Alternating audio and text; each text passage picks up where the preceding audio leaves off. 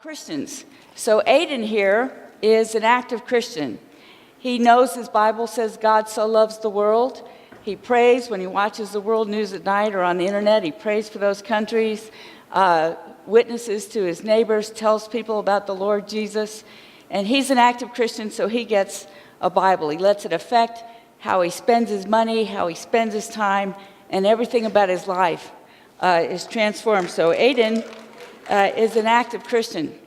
Now, James and Kiyoshi are, they're Christians. They maybe grew up in America, and, they're not Buddhists or something, and they go to church, on Easter or Christmas, but that's about it. So, but they call themselves Christians. They're really inactive Christians, and so they get the name tag. What can I say, man? Okay. So these people need discipleship. They need to know what it means to really have an alive, personal, growing relationship with Jesus Christ. Now, the next three people are not Christians. And you three guys, there are millions of people like this in Africa, Asia, Europe, and North America, Latin America. And they would not say they're Christians, but they know Christians at school or at work. So you guys need evangelism, and they need to know that Jesus is the light of the world, so that's why they get the dark glasses. Now, the last three people are unreached people groups. 87% of these people have never met a Christian. The Bible may not be in their language. There's no church. And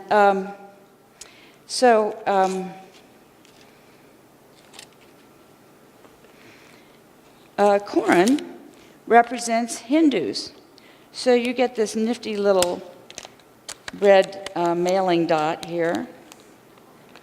Okay. And Hindus believe in reincarnation. They live in a lot of fear that they might come back as a dog, a rat, or a woman. And and they need to know that Jesus is the one true God. And Corin also represents tribal people. So you get this nifty little necklace. And tribal people live in a lot of fear of evil spirits, and they need to know that Jesus has power to heal and to save. Now, Connor represents Buddhists, and Buddhists, the best thing that can happen to you is after maybe 10,000 tries, you might finally get out of this endless cycle of suffering and finally just dissolve into nothing. That's the best hope you have. Life is just an endless cycle of suffering. And Connor also represents atheists. So, for example, I taught English in China.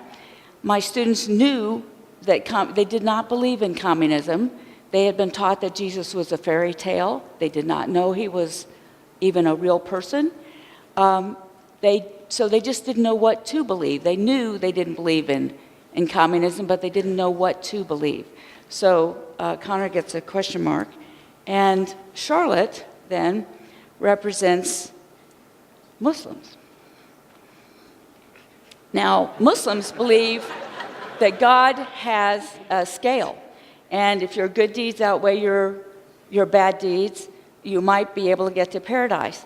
But God is capricious. He can do anything he wants, so you really never know. The only sure way that you can get to heaven is to die in jihad. So Muslims need to know that they don't have to die for God. Jesus died for them. And, we just tend to think Muslims are hard-hearted. They've rejected the gospel. But the truth is, your average Muslim has never heard. Until recently, there was one missionary for every 1 million Muslims. I think it's maybe 3 or maybe even 4 missionaries now. So the situation is starting to change, thank God. And what Fuad is talking about is 7 million of these people are now in this group. But whether we've gone the last 12 inches to actually meet them is another question. Now, we have 10 other volunteers from Remix who are working as volunteers to come and serve the Lord anywhere around the world as Christian workers. So if you guys would come up and spread yourself where you want to be. And the rest of you are not just sitting there watching. You're praying, you're sending emails to these people, you're encouraging them, you're making sure, that they've got cars when they come back for a visit to the U.S. You're doing everything you can to send them. So, I wish this was accurate, but what actually happens in the world is I wish this was the truth. Okay, 7 of you go down and work with the Christians. This is what actually happens. Of all the Christian workers in the world, 7 of us work with these people. And of course, some of this has to happen. We do need discipleship. Okay, and then 2 of you work with the near neighbor non-Christians. We got 2. Okay. And then just 1 person is working with the unreached. That's actually closer to like just 1 arm with this whole last chunk of the world that has never had an opportunity to hear.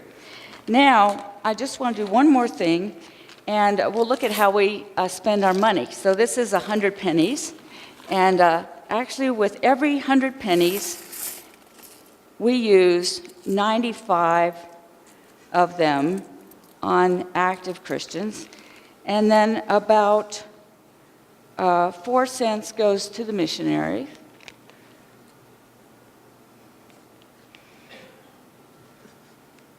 And just about 1 cent goes to the unreached.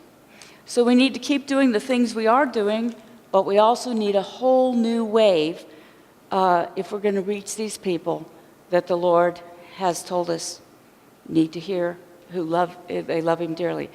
If you saw the panel last night, there's some countries I don't think I'm ever going to think about the same because I met those people. Well, the Lord knows those people and He wants them to know Him. Okay, oh yes, okay, so you guys can stick your props in here and we're done. Thank you very much. So here, thank you.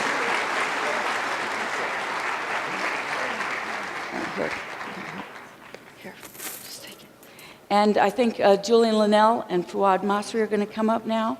And also, there was a mistake on the overhead, and it's not $5 per plate to go to the Global Teams lunch. You can just come in for free. You're most welcome. And Global Teams, by the way, is one of the agencies that is specializing in working with these last 3 groups of people.